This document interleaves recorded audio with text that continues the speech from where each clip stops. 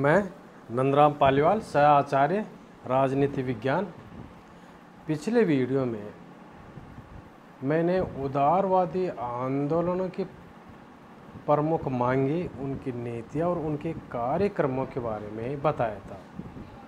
आज इस वीडियो में भारतीय राष्ट्रीय आंदोलन में उदारवादियों का क्या योगदान रहा, क्या महत्व रहा, इसके बारे में चर्चा करेंगे।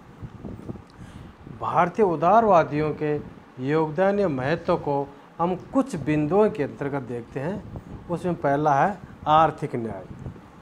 आर्थिक न्याय में दादाभाई नौरोजी ने प्रमुख एक अर्थशास्त्री थे और उन्होंने भारत के विकासशील पूंजीवादी हितों का प्रतिफल नहीं किया तथा साम्राज्यवाद का आर्थिक विवेचन स्पष्ट करते हुए लिखा है कि ब्रिटेन के आर्थिक साम्राज्यवाद का मूल उद्देश्य भारतीय अर्थव्यवस्था को ब्रिटिश अर्थव्यवस्था के अधीन रखना है। यानी उन्होंने बताया कि ब्रिटिश साम्राज्यवाद का प्रमुख उद्देश्य है कि भारतीय अर्थव्यवस्था ब्रिटिश अर्थव्यवस्था के अधीन रहे। अतः इसके लिए उन्होंने भारतीय कुटीर उद्योगों को नष्ट कर दिया। इसके कारण भारत में बेरोजगारी भी फैल गई। उन्होंने औपनिवेशिक अर्थव्यवस्था की स्थापना के प्रयत्नों का विरोध किया तथा अपने भाषणों में निरंतर भारत के आर्थिक शोषण की ओर जनता का ध्यान दिलाया। परंपरागत हस्तशिल्प की विनाशकारी नीतियों की निंदा की। भारत में भारतीय उद्योगों को वित्तीय सहायता देने का सुझाव भी उन्होंने दिया तथा स्वदेशी का प्रचार किया। इस प्रकार से ब्रिटिश अर्थव्यवस्था का मूल उद्देश्य भारत का आर्थिक शोषण करना और भारत की अर्थव्यवस्था को ब्रिटिश साम्राज्यवाद के अधीन रखना ही ब्रिटिश सरकार का उद्देश्य है। यह उदारवादियों ने समझाया। दूसरे बिंदु हम ले सकते हैं भारतीय समाज को एकता के सूत्र में संगठित करना। जब उस समय प्रांतीय तत्वों को एकत्रित कर राष्ट्रीय एकता के सूत्र में था, जब वो भिन्न भिन्न भागों में भिन्न भिन्न विचारधारा के रूप में बिखरे हुए थे और उनमें कोई भी संपर्क सूत्र नहीं था और वो जो भी आंदोलन हो रहे थे वो एक स्थान विशेष पर छोटे छोटे हो रहे थे। उस समय उन्होंने एक राष्ट्रीय स्तर पर एक संघ की स्थापना की जो कि पूरे देश के राष्ट्रीय तत्वों को एक स्थान पर इकट्ठा कर सके और उस पर चर्चा कर सके। अगला बिंदु ले सकते हैं ब्रिटिश शासन के दोष स्पष्ट करना।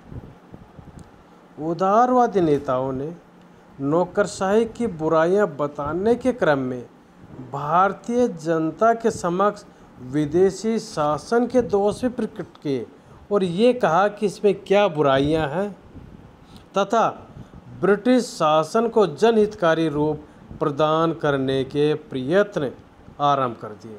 यानी उदारवादियों ने ब्रिटिश साम्राज्य के दोष तो भारतीयों के सामने रखे ही, लेकिन इसके साथ साथ उन्होंने भारतीय के लिए ब्रिटिश शासन को एक वरदान भी मांगा कि ब्रिटिश शासन भारत के लिए ईश्वरीय वरदान है। अगले में ले सकते हैं हम समाज सुधार। उदारवादियों में रानाडे जैसे समाज सुधार के समर्थक नेता थे जिन्होंने पुनर्विवाह तथा विधवा विवाह हेतु संघ की स्थापना की। नारी जाति को और नारी जागृति को वे सामाजिक प्रगति तथा राजनीतिक मुक्ति की पहली कड़ी मानते थे। यानी स्त्रियों में जागृति आएगी तभी हमारी सामाजिक उन्नति होगी और हम राजनीतिक पराधीनता से मुक्त होंगे। दूसरी तरफ नौरोजी जैसे अर्थशास्त्री ने मजदूर वर्ग के संगठन के प्रयास भी किए। उन्हें श्रमिक वर्ग की खस्ता हालत से अति सहानुभूति थी। अगला बिंदु है धर्मनिरपेक्षता। उदारवादियों ने धर्मनिरपेक्षता का विचार प्रस्तुत किया। गोखले आदि सभी विद्वान धार्मिक संकीर्णता से ऊपर उठे हुए थे। उन्होंने हिंदू मुस्लिम एकता का समर्थन किया, दोनों को ही सहिष्णुता का पाठ पढ़ाया तथा उदारवादियों को इसमें इतनी सफलता नहीं मिल सकी जितनी उनको अपेक्षित थी। अगला बिंदु है व्यक्ति की गरिमा में विश्वास। उदारवादी व्यक्ति की स्वतंत्रता के महत्व को समझते थे। उन्होंने अपने भाषणों में भी इसको अभिव्यक्त किया। इसलिए भारत को उस समय की परिस्थितियों में जितनी अधिक स्वतंत्रता संभव हो सकती थी उन्होंने इसकी मांग की। इसी दृष्टि से उन्होंने रोलट एक्ट का विरोध करते हुए भारतीय नागरिकों को अधिकार प्रदान करने की वकालत की। इसीलिए उस समय पूर्ण स्वतंत्रता संभव नहीं थी, अतः उन्होंने पूर्ण स्वतंत्रता की मांग न करके औपनिवेशिक स्वराज्य की मांग। भारतीय परिषद अधिनियम 1892। अगला बिंदु है भारतीय परिषद अधिनियम 1892।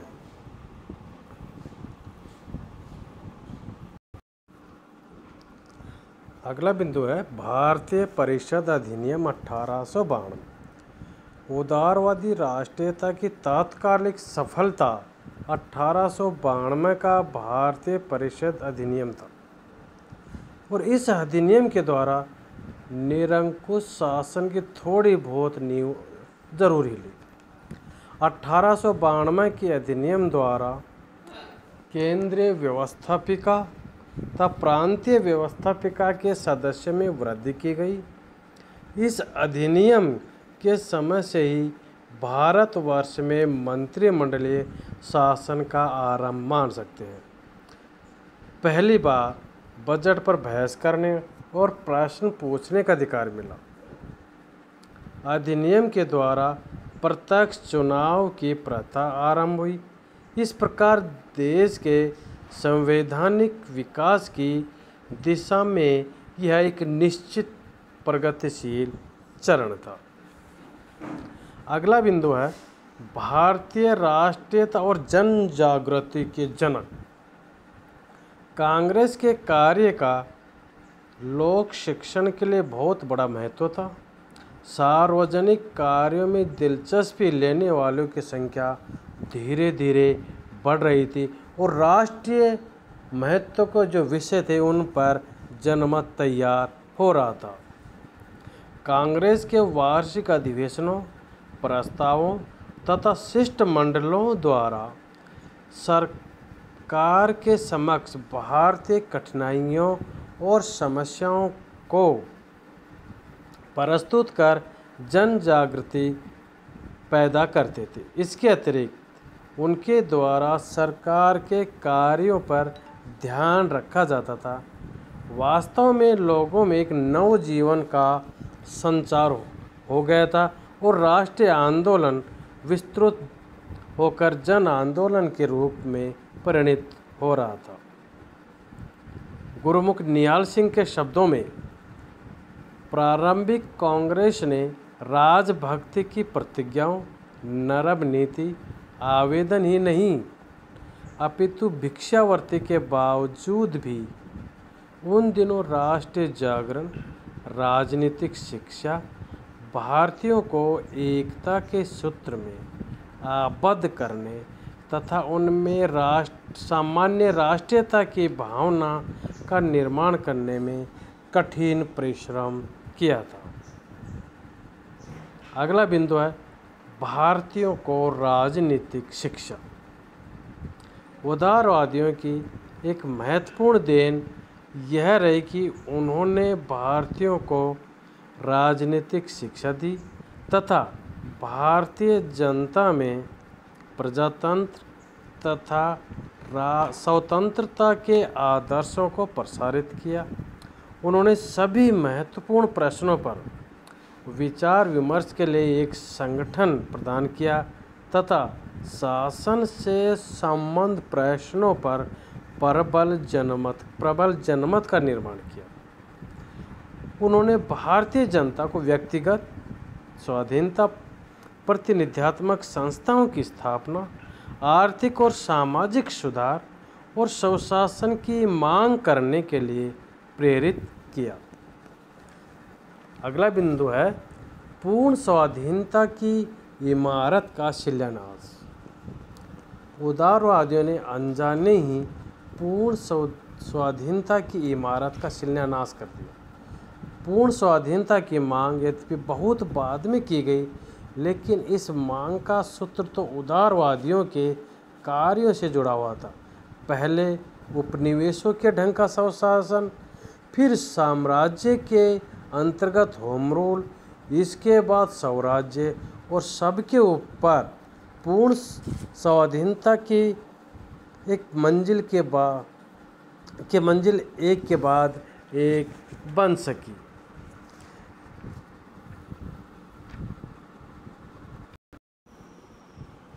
अगला बिंदु है भारतीय राष्ट्रीयता के कारण।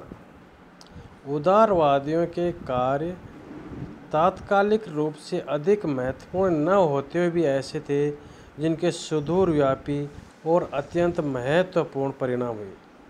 भारत में राष्ट्रीयता के जनक ये उदार राष्ट्रवादी थे। उन्होंने देशवासियों को शिक्षा दी कि वे सांप्रदायिक और प्रांतीय धरातलों से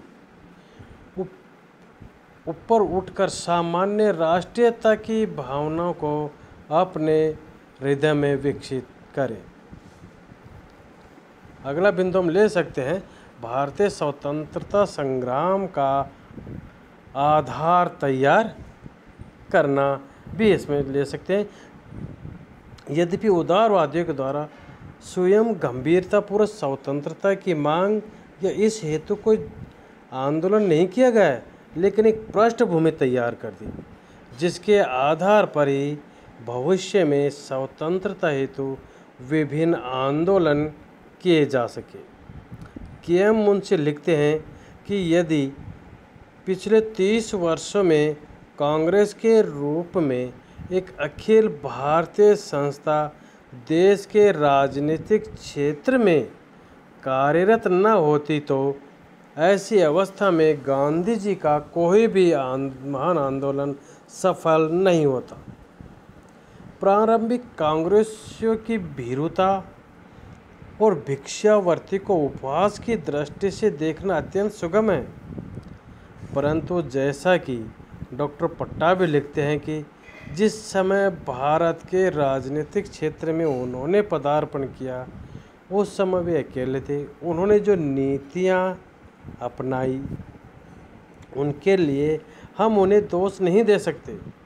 किसी भी आधुनिक इमारत की नींव में 6 फुट नीचे जो ईंट, चूना और पत्थर गड़े हुए हैं, क्या उन पर कोई दोष लगाया जा सकता है? क्योंकि वही तो आधार है जिसके ऊपर सारी इमारत खड़ी हो सकी है। सर्वप्रथम औपनिवेशिक स्वशासन, फिर साम्राज्यवाद के अंतर्गत होम रूल और उसके बाद स्वराज्य। इस प्रकार से उदारवादियों ने भारतीय स्वतंत्रता संग्राम का आधार तैयार किया।